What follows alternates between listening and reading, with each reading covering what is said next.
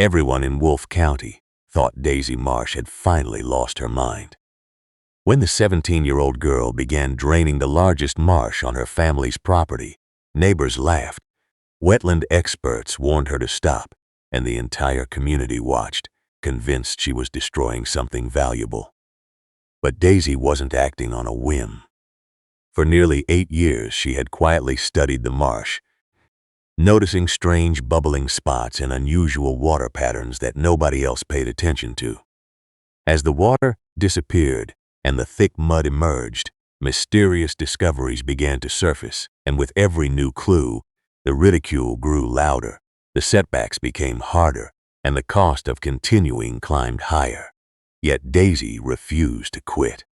What she uncovered would transform her family's future, change the economy of the entire county, and prove that sometimes the greatest opportunities are hidden in the places everyone else overlooks.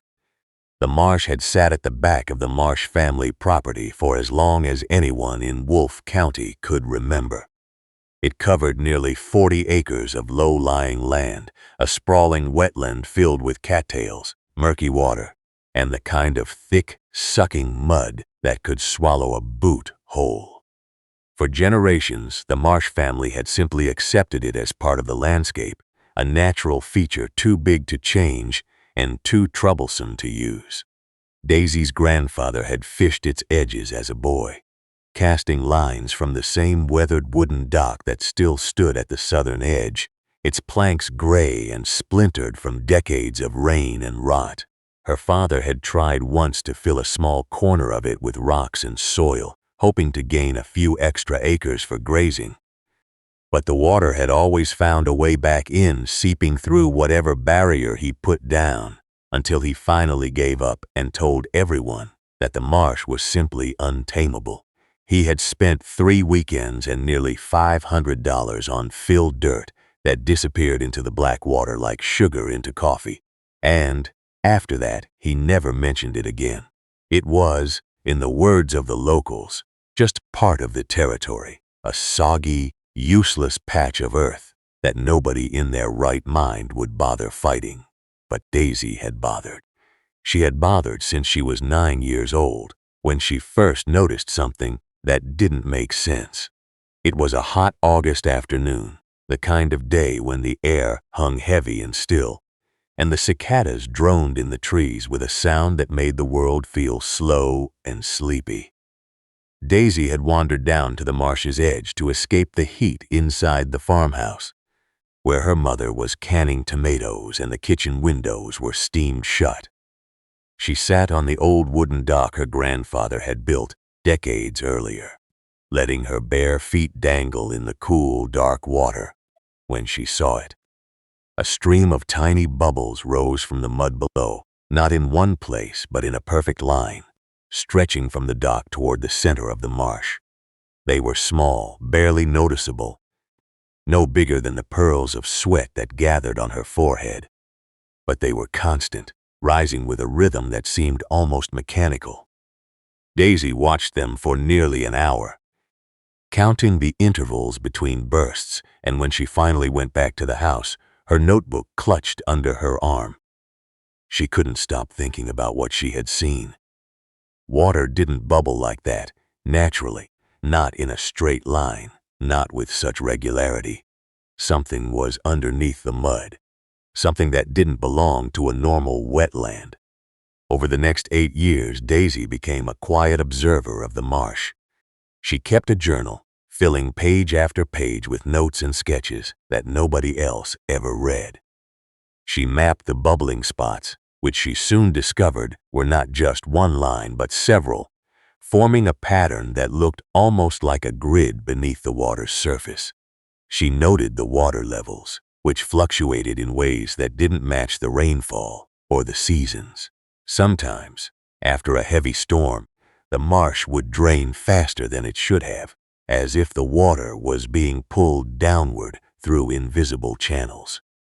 Other times, during dry spells, the water would remain stubbornly high, refusing to drop even when the surrounding creeks ran low and the neighbors' ponds shrank to cracked mud. She measured the temperature of the water at different points and found that some areas were consistently warmer than others, even in the dead of winter when ice formed along the edges. She collected samples of the mud and studied the layers, finding bits of broken clay and fragments of old brick buried deep beneath the organic sludge, materials that had no business being in a natural wetland. She built a small weather station from scrap wood and old instruments she found at yard sales, and she recorded data every single day through heat waves and blizzards, through school days and summer vacations, through the flu and sprained ankles and the ordinary distractions of growing up. Her family knew she spent a lot of time at the marsh, but they assumed it was just a phase, a teenage fascination with nature that would eventually pass. Her mother would call her in for dinner, shaking her head as Daisy trudged back to the house with mud caked to her knees and her notebook clutched under her arm, her hair tangled with burrs and her fingernails black with sediment. Her father would tease her about becoming a swamp monster, and her older brothers would roll their eyes whenever she tried to explain what she had found, interrupting her with jokes about mermaids and sea monsters. The neighbors, when they saw her down at the marsh with her measuring sticks and her sample jars, would mutter to each other about how the marsh girl was a little odd, how she had always been too serious for her own good, how she should be thinking about boys and dances and prom dresses instead of staring at dirty water. Mrs. Caldwell from the garden club told Daisy's mother that she was worried about the girl's social development, that spending so much time alone in a swamp couldn't be healthy for a young mind. But Daisy didn't care. She had a feeling, deep in her gut, that the marsh was hiding something important, and she was determined to find out what it was. By the time she turned 17, Daisy had a plan. She had spent the previous winter researching old county records at the library, poring over maps and land surveys that dated back to the early 1900s, documents that smelled of dust and mildew and were stored in boxes that hadn't been opened in decades.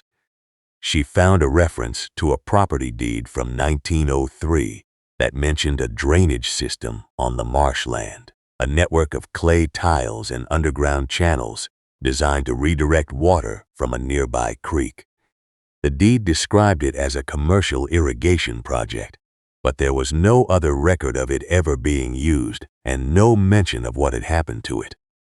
The name attached to the project was a man named Eric Voss, a German immigrant who had bought the land in 1901 and sold it just 2 years later, leaving behind almost no trace of his presence except for this single reference.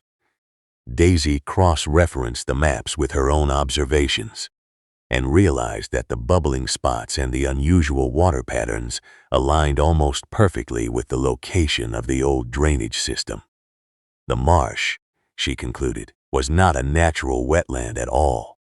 It was a man-made flood, a deliberate inundation that had been maintained for over a century, covering something that someone long ago had wanted to hide. When Daisy announced to her family that she was going to drain the marsh, the reaction was exactly what she expected. Her father slammed his hand on the kitchen table so hard that the salt shaker jumped, and he told her she was out of her mind, that she had lost all perspective, that he had indulged her hobbies for too long, and now she was talking about destroying 40 acres of their land. Her mother cried, saying that Daisy was going to ruin the property and destroy the one natural feature that made their land unique, that the marsh was beautiful in its own way, and that the birds and the wildlife were worth more than whatever Daisy thought she was going to find. Her brothers laughed, placing bets on how long it would take before she gave up and came back to the house covered in mud and embarrassment, with her tail between her legs and another crazy theory disproven. The neighbors, when they heard about it, were even worse. Old Mr. Henderson from the property next door came over specifically to tell Daisy that draining a wetland was not only foolish but probably illegal, that the state had protections in place for natural habitats, and that she was going to get her family fined into bankruptcy. He stood on the porch with his hands on his hips and his face red with indignation, telling her father that he needed to get control of his daughter before she brought the whole neighborhood down. Mrs. Caldwell, who ran the local garden club and whose opinion carried more weight than the mayor's, spread the word that Daisy was destroying the ecosystem, killing the birds and the frogs and the fish that had lived in the marsh for decades. She wrote a letter to the local newspaper, which published it under the headline, "Concerned Citizen Warns of Environmental Disaster," and within a week, Daisy had become the most talked about person in the county, and not in a good way. The phone rang constantly with calls from concerned citizens, some of them strangers who had never even met Daisy, but felt compelled to share their opinions. The mailbox filled with letters from environmental groups Daisy had never heard of, all warning her to stop before it was too late, before the damage became irreversible, before she became known as the girl who destroyed Wolfe County's most important wetland. One group sent a packet of legal documents that threatened lawsuits if she proceeded, and another sent photographs of endangered species that they claimed lived in the marsh, though Daisy had never seen any of them in her 8 years of observation. But the worst opposition came from the experts. A wetland specialist named Dr. Richard Poole from the State Agricultural Department drove out to the marsh property in a government truck with official seals on the doors, and he spent an entire afternoon walking the perimeter of the marsh with Daisy and her father. He wore rubber boots that looked brand new and carried a clipboard with color-coded forms, and he spoke in a slow, condescending tone that made Daisy feel like she was being lectured by a disappointed teacher who had already decided she was wrong before she opened her mouth. He explained that marshes served as natural water filters, that they prevented flooding in the surrounding areas, that they supported biodiversity and acted as carbon sinks that helped fight climate change. He pointed to the cattails and the lily pads and the great blue herons that nested in the trees at the water's edge, and he asked Daisy if she really wanted to be responsible for destroying all of that, if she wanted to live with the knowledge that she had wiped out an ecosystem for a child's fantasy. When Daisy tried to explain her theory about the old drainage system and the bubbling spots, he smiled politely and told her that what she was seeing was likely methane gas from decomposing organic matter, a perfectly normal phenomenon in wetlands, and that she was letting her imagination run away with her. He warned her father, in no uncertain terms, that if they proceeded with draining the marsh, they would face serious regulatory consequences, including fines that could reach into the tens of thousands of dollars, and he left behind a stack of paperwork that would take weeks to sort through, along with a business card that said, "Call me when she comes to her senses." Daisy didn't let any of it stop her. She had spent 8 years preparing for this moment, and she knew, with a certainty that she couldn't fully explain, that she was right. She started small, renting a portable pump from the hardware store in town and running a hose from the marsh's edge to a nearby creek. The pump was old and underpowered, and it took 3 days just to lower the water level by a few inches, but Daisy didn't mind. She was patient. She had always been patient. She worked from dawn until dusk, checking the pump, clearing the intake of debris, and watching the water slowly recede. Her father refused to help, still angry about the whole idea, and he made a point of working in the far fields whenever Daisy was at the marsh, as if he couldn't bear to see what she was doing. Her brothers made a point of walking past her, every evening on their way back from the fields, shaking their heads and making jokes about how she was going to drown in her own ambition, about how the pump was probably just circulating the same water in circles. The neighbors drove by slowly on the dirt road, craning their necks to see what the crazy Marsh girl was up to now, and some of them took photographs that they posted on social media with captions about the tragedy of wasted youth. It was on the 5th day that the first discovery emerged. The water had dropped enough to expose the mud along the southern edge of the marsh, and Daisy was walking the perimeter with her boots sinking deep into the sludge. When her foot struck something hard, she bent down and began to dig with her hands, pulling away handfuls of thick black mud that smelled of sulfur and decay until she felt the edge of something smooth and curved. It was a clay tile, about 12 inches in diameter, perfectly cylindrical, and covered in a pattern of small holes that looked like they had been punched by hand with a metal tool. Daisy recognized it immediately from her research. It was exactly the kind of drainage tile used in the early 1900s, designed to channel water through underground networks. She dug further and found another tile, and then another, all of them connected in a line that ran straight toward the center of the marsh. The bubbling spots she had observed for years were directly above this line.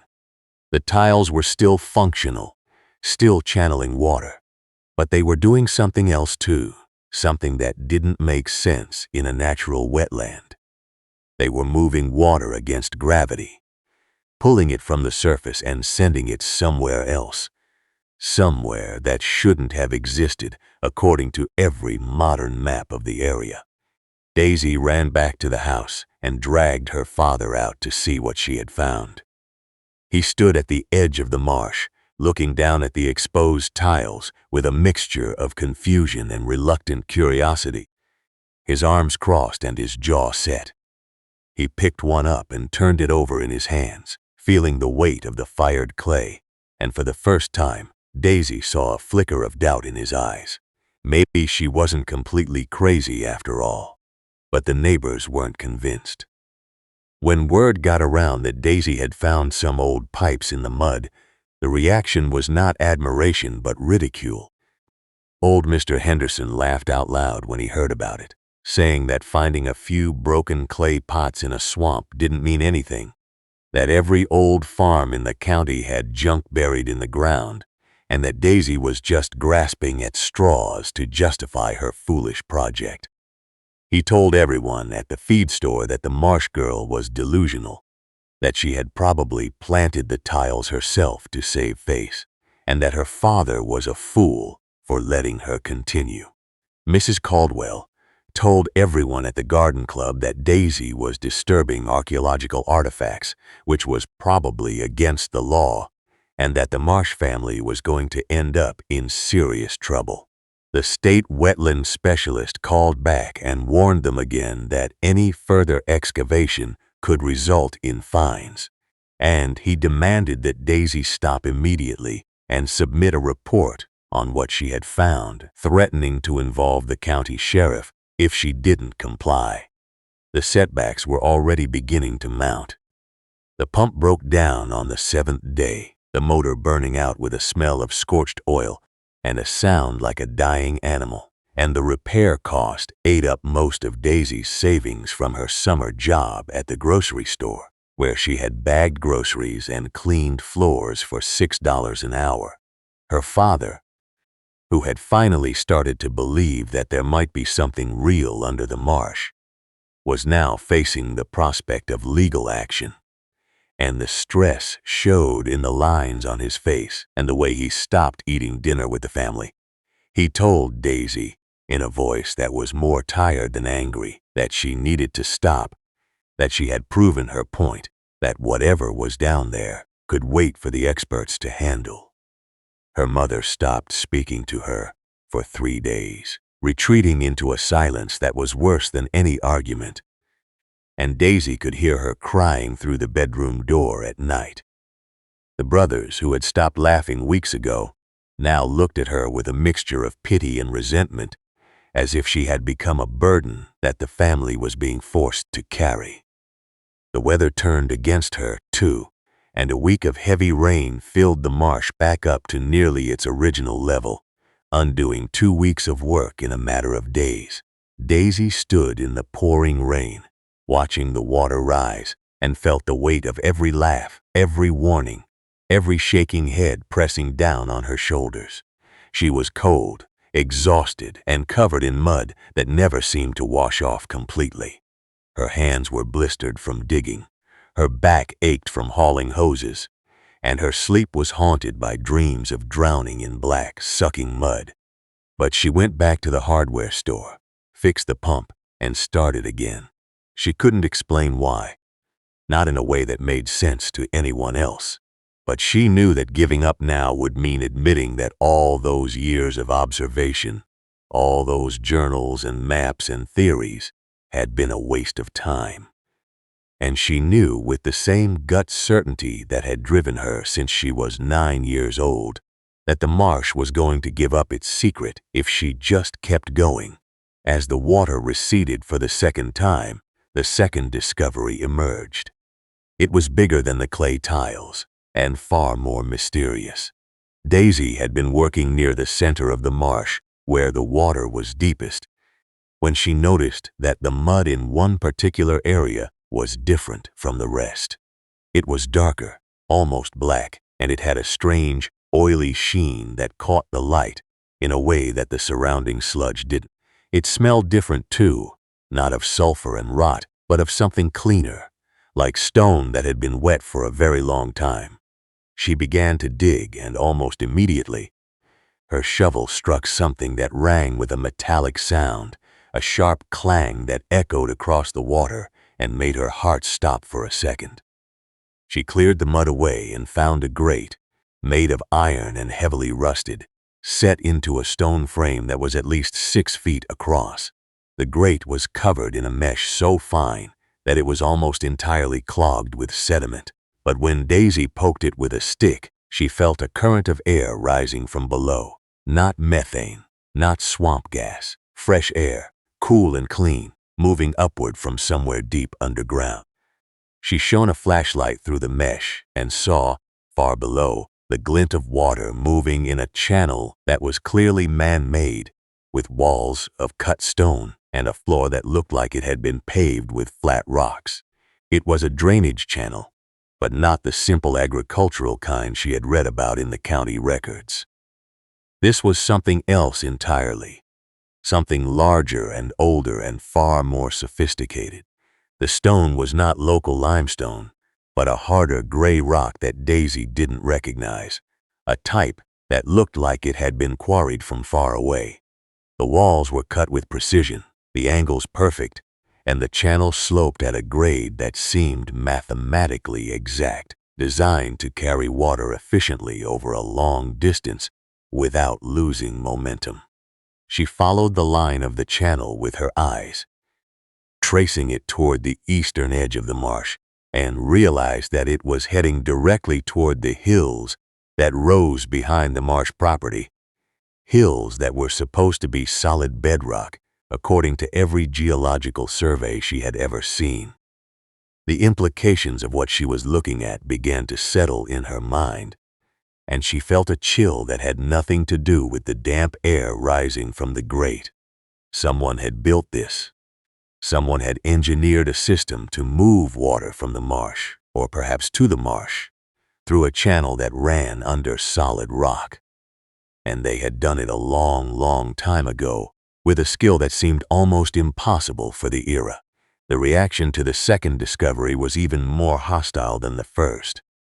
The state wetland specialist came back, this time with a colleague from the Historical Preservation Office and a man from the county engineer's department who wore a hard hat and carried a measuring wheel.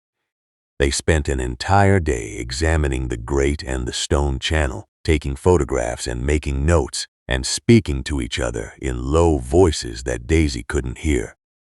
They told Daisy, in stern and serious tones, that she was potentially disturbing a site of historical significance, that she had no training in archaeology or engineering, and that she was risking damage to structures that might be important to the state's heritage. They threatened to shut down the entire project if she didn't immediately cease all excavation and allow a team of professionals to assess the site, and they served her father with a notice of temporary injunction that prevented any further work until the state could determine what was down there. The neighbors, hearing that Daisy had found something that might be historically significant, were not impressed, but instead angry.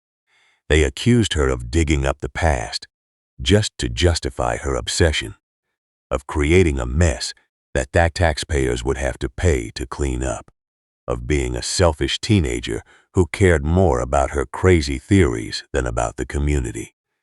Old Mr. Henderson stood at the property line and shouted at her that she was going to bring the whole county down with her foolishness, that nobody was going to buy property next to a drained swamp full of rusted iron and broken rocks, and that her family would be ruined. The costs were climbing higher than ever. The state officials had indeed filed paperwork that threatened the Marsh family with fines if Daisy didn't comply with their orders, and the legal fees alone were enough to make her father consider selling a piece of equipment he had owned for 20 years. Her father, who had finally started to believe that there might be something real under the marsh, was now facing the prospect of legal action, and the stress showed in the lines on his face and the way he sat at the kitchen table late at night, staring at bills he couldn't pay. He told Daisy, in a voice that was more tired than angry, that she needed to stop, that she had proven her point, that whatever was down there could wait for the experts to handle, and that the family couldn't afford to fight the state. Her mother stopped speaking to her for 3 days, retreating into a silence that was worse than any argument, and when she finally did speak, it was to ask Daisy if she understood what she was doing to them, if she knew how much they were suffering because of her stubbornness. The brothers, who had stopped laughing weeks ago, now looked at her with a mixture of pity and resentment, as if she had become a burden that the family was being forced to carry. Daisy lay awake at night, listening to the pump running in the distance, and felt the loneliness of her position settle over her like a heavy blanket. She was 17 years old, and she had managed to turn the entire community against her. But she couldn't stop. Not now. Not when she was so close. The third discovery came on a morning that started like any other, with fog hanging low over the marsh and the sound of crows calling from the trees. Daisy had been working since before dawn, clearing the last of the water from the area around the stone grate, when she noticed something that made her freeze. The mud along the eastern edge of the marsh, where the stone channel seemed to be heading, was not just dark or oily. It was cracked, dried in a pattern that looked almost deliberate, forming shapes that were too regular to be natural, like a mosaic that had been buried and forgotten. She walked over and knelt down, scraping away the thin layer of wet mud that covered the cracks, and found herself looking at the surface of a flat stone slab. It was huge, at least 10 feet across, and it was carved with symbols that Daisy didn't recognize. Not letters, not numbers, but a series of intersecting lines and circles that looked like a map, a diagram of something ancient and important. She cleared more of the mud away and found that the slab was not alone. It was part of a larger structure, a platform of fitted stones that extended for at least 30 feet in every direction. And at the center of the platform was a depression, a bowl-shaped indentation that looked like it had been designed to hold something, perhaps water, perhaps something else entirely. Daisy spent the next 6 hours clearing the platform, working with a shovel and her bare hands until the entire structure was exposed. It was a masterpiece of stonework, built with a precision that she could barely comprehend.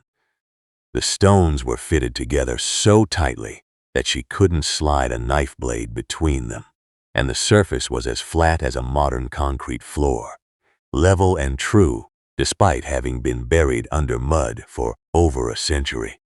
The carved symbols covered every stone, and when Daisy stepped back and looked at the whole thing, she realized that the lines and circles were not random decorations. They were a diagram, a map of water flow, showing channels and reservoirs and drainage points, all connected in a network that centered on the platform itself. And at the very center of the map, carved deeper than the rest, was a single word that Daisy could read. It said reservoir, not in English, but in a language that Daisy somehow recognized from her research, a language used by the early settlers of the region, who had come from a part of Europe where water engineering was an ancient art. The Marsh family had never known this, but their land had been settled by people who understood water in a way that modern farmers had forgotten. They had built a reservoir, a massive underground storage system, and they had flooded the land above it to protect it, to hide it from anyone who might try to take it, to preserve it for a future generation they knew would need it. The evidence was overwhelming now, and even the experts couldn't deny it. When the State Historical Preservation Team arrived to assess the site, they walked the platform in silence, running their hands over the carved stones, and their expressions changed from suspicion to awe. The wetland specialist, who had been Daisy's most vocal critic, stood at the edge of the platform and said nothing for a long time, his clipboard hanging useless at his side. When he finally spoke, it was to admit that Daisy had been right, that the marsh was not a natural wetland, but a man-made cover for one of the most sophisticated water management systems he had ever seen. The platform was the access point to an underground reservoir that, according to the carvings, stretched for at least 200 acres beneath the surrounding hills. It was filled not with stagnant swamp water, but with fresh, filtered water that had been collecting for over a century, fed by underground springs and natural filtration systems that the original builders had harnessed with a skill that seemed almost impossible for their time. The water was tested and found to be cleaner than municipal supplies, with mineral content that made it not just safe but beneficial, the kind of water that bottling companies paid premium prices for. The ridicule that had followed Daisy for months evaporated almost overnight, replaced by a kind of stunned admiration that was almost as hard to bear as the laughter had been. The neighbors who had mocked her now came to the property line and stared at the exposed stonework in silence, their hands in their pockets and their eyes wide. Old Mr. Henderson, who had shouted at her more times than she could count, brought over a basket of tomatoes from his garden and left it on the porch without saying a word, though Daisy saw him wipe his eyes as he walked back to his truck. Mrs. Caldwell organized a garden club tour of the site, and the members walked through the mud in their good shoes, shaking their heads and murmuring about how they had never imagined such a thing was possible, how they had misjudged the girl who had seen what they were all too blind to notice.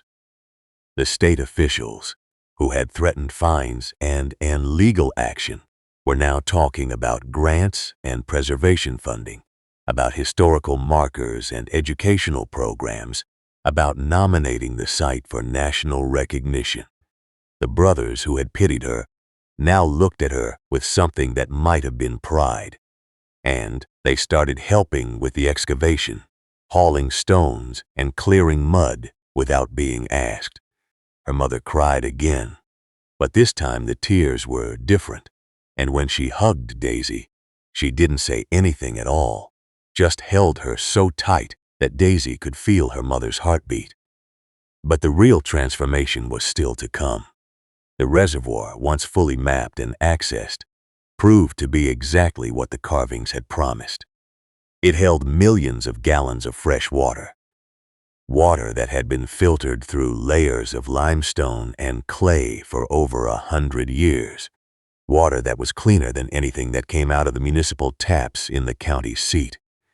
Wolfe County had been struggling with drought for nearly a decade, with wells running dry and farmers losing crops to water shortages that seemed to get worse every summer. The state had imposed water restrictions, and the local economy had begun to shrink as families moved away to find better opportunities, as businesses closed and schools lost funding. But the reservoir changed everything. Daisy worked with engineers and historians to restore the original drainage channels, not to empty the marsh completely, but to create a controlled system that could release water when it was needed and store it when it was not. The marsh became a managed wetland, still home to the birds and the frogs and the herons, but now serving a purpose that was far greater than any natural habitat could have provided on its own. The cattails still grew, the lily pads still floated, and the great blue herons still nested in the trees. But now, there was something else too, something that made the whole ecosystem more valuable than it had ever been before. Within 2 years, the marsh property had become the center of a regional water cooperative that supplied clean, fresh water to farms and homes across 3 counties. The platform of carved stones was preserved as a historical site, and schools brought busloads of children to see the engineering marvel that a 17-year-old girl had uncovered, to hear the story of patience and observation and the courage to believe in what you know.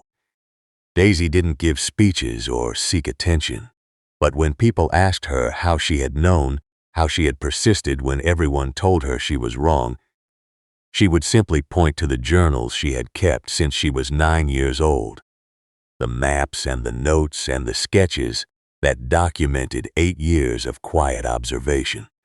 She would tell them that the land had been trying to speak to her all along, that the bubbling spots and the strange water patterns and the unusual temperature changes were all part of a message that she had learned to read, slowly and carefully, over time, with a patience that most people couldn't understand. The story of Daisy Marsh and the hidden reservoir became something larger than one girl's determination.